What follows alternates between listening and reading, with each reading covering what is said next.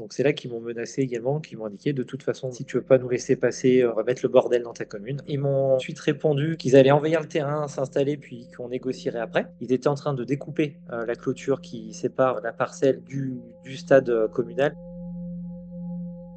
Une habitante m'a contacté en m'indiquant, que un certain nombre de caravanes passaient devant chez elle. Je me suis douté que, donc un convoi de gens du voyage, arrivait sur notre commune et que ce convoi allait en direction du stade. Donc je me suis rendu à pied sur place. Quand je suis arrivé, ils étaient sur le champ captant du syndicat, de production d'eau potable et en m'approchant, en fait, je me suis rendu compte qu'ils ne faisaient que passer sur cette parcelle. Ils étaient en train de découper, la clôture qui sépare la parcelle du stade, communal, du terrain communal. Une personne, membre de leur groupe, a couru vers moi. Elle a couru de manière assez menaçante. Je me suis, donc présenté. J'ai indiqué que j'étais le maire de la commune et qu'ils étaient en illégalité. Ils m'ont tout de suite répondu qu'ils allaient envahir le terrain, s'installer, puis qu'on négocierait après. J'ai refusé d'admettre cela, parce qu'ils sont hors la loi, ils envahissent illégalement, un bien communal, ils dégradent du bien public, parce qu'ils ont forcé une barrière, ils découpent des clôtures, ils tronçonnaient, des arbres et donc je me suis mis face à la première voiture pour leur signifier mon refus. Ils ont avancé la voiture, donc ils ont commencé à m'indiquer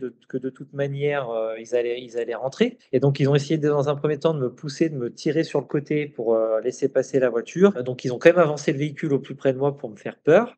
Ils ont vu que je ne bougerais pas, donc c'est là qu'ils m'ont menacé également, qui m'ont indiqué: «De toute façon, ben, si tu veux pas nous laisser passer, on va mettre le bordel dans ta commune» et une première personne a essayé de me tirer à terre. J'ai résisté, je me suis recourbé sur moi-même et après en fait, à plusieurs, ils ont essayé de me relever. Je me suis relevé, une personne m'a ceinturé, donc je ne pouvais plus bouger. À ce moment-là, je me suis débattu et donc j'ai été poussé à terre et je suis tombé, sur la clôture qu'ils ont découpée et c'est au moment où j'ai vu que ma main était ensanglantée que je me suis mis de côté, puis je les ai laissés rentrer parce que je me suis dit: «De toute façon, ils y arriveront par la force».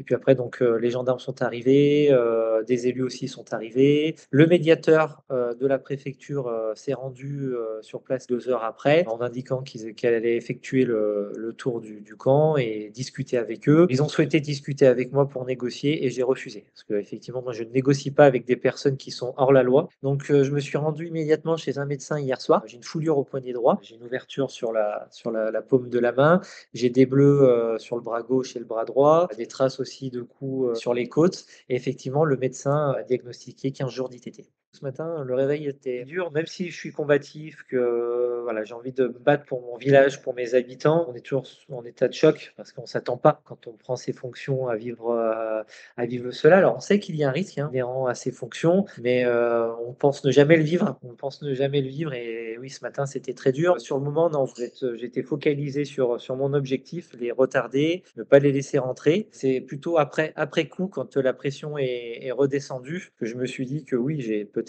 échappé au pire. Il y a eu deux dépôts de plainte, donc aujourd'hui, donc j'ai saisi mon avocat pour l'occupation illégale, donc auprès du tribunal, pour demander, l'évacuation, du campement, illégal et je dépose une deuxième plainte, que j'ai déposée d'ailleurs hier soir, pour agression envers ma personne et agression envers un élu. Quelle est la situation actuelle, plus de 24 heures plus tard? En fait, on a entre 150 et 200 caravanes qui sont rentrées, sur le terrain. C'est un terrain de foot et les alentours du terrain, en fait, hein, parce qu'en fait, c'est toute une parcelle donc qui est enherbée autour du terrain de foot, qui a les vestiaires, le parking. On a un deuxième terrain, un plus petit terrain, de loisirs, d'entraînement. Donc ils vivent sur la commune. Ils se sont branchés donc sur une borne incendie pour l'eau et sur une logette, électrique, pour l'électricité. Ils nous ont annoncé 15 jours et ce matin, ils ont pris contact, avec mes services, en mairie. Ils ont utilisé un procédé de chantage. En gros, ils m'ont demandé de retirer ma plainte et en contrepartie, ils s'engageaient à quitter les lieux, dès demain. J'ai refusé parce que déjà je ne cède pas au chantage. Tant que nous n'avons pas saisi le tribunal, nous n'avons pas réalisé un référé devant le tribunal et obtenu une ordonnance d'expulsion, aujourd'hui on ne peut pas agir. L'année dernière déjà, vous aviez vécu une situation similaire. Nous étions en juin. La communauté donc s'est installée également en toute illégalité. Alors ils ont accédé au terrain par un autre accès. Ils ont fracturé une barrière et ils sont rentrés. Cette fois, lorsque je me suis rendu sur place, c'était déjà trop tard. Les caravanes étaient déjà en partie, installées. Donc de la même manière, j'ai appelé la gendarmerie, les élus, j'ai saisi notre avocat, nous avons saisi un huissier et nous avons obtenu en fait effectivement une ordonnance, d'expulsion. Mais, le sous-préfet de l'époque n'a pas mobilisé les forces de l'ordre. La première raison, donc il m'a indiqué qu'effectivement, on va évacuer, 150 caravanes, ça doit s'étudier, soit ça doit s'apprécier. Et deuxième point, l'excuse, je pense qui a permis aussi de justifier beaucoup de choses, nous étions en période, de préparation des JO, donc il n'avait pas les forces, suffisantes pour évacuer le terrain.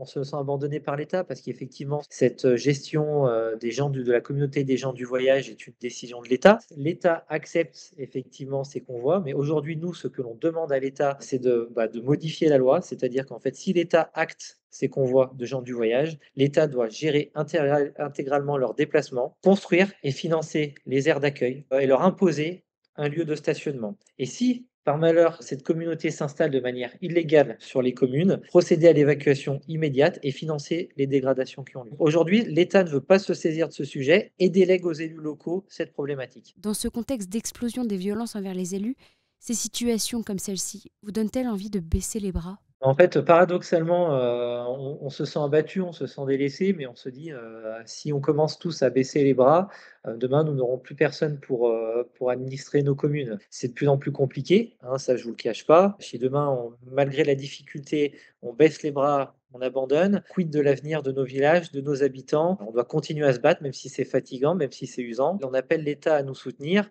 Moi, je ne baisserai pas les bras. Je suis combatif. J'ai envie de continuer, pour mon village et j'espère trouver autour de moi, voilà, une équipe qui continuera, qui se battra aussi à mes côtés pour le bien vivre de notre commune.